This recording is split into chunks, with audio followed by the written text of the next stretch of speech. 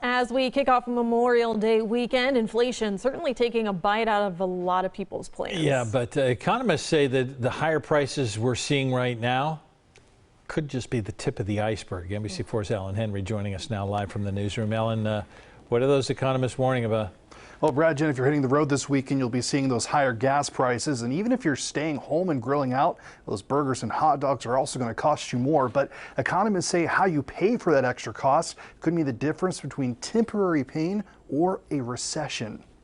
Prices have gone up by 8, sometimes 9 or 10% in some of those categories. Food, gas, rent, essentials are costing Americans more and impacting their Memorial Day plans. There's 2 years of pent-up demand there, pushing people to go out and continue to spend, but higher prices should at least put a damper on some of those plans, unfortunately.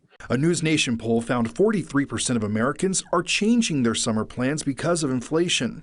Of the people who made changes, nearly 2/3 canceled their plans altogether, while another 25% decided to stay a little closer to home. In an inflationary environment, we want consumers not to live beyond their means. It's very important to cut back on the expenses that you can. But new data from the Federal Reserve shows a near record number of Americans are doing the opposite. What we've seen recently is an acceleration in growth use of credit cards.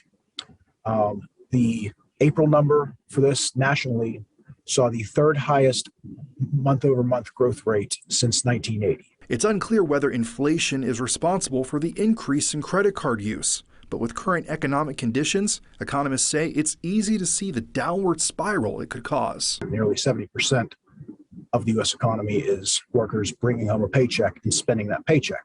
If they're unable to spend it because it's going to pay off past credit card debt, that leads to a slowdown and the potential for recession. Right now, PNC is forecasting an economic slowdown over the next 12 to 18 months. The growth of GDP just below 1%. In other words, the economy will still grow just barely. But if that forecast goes negative, that's the warning sign for a recession. Local for you, Alan Henry, NBC4.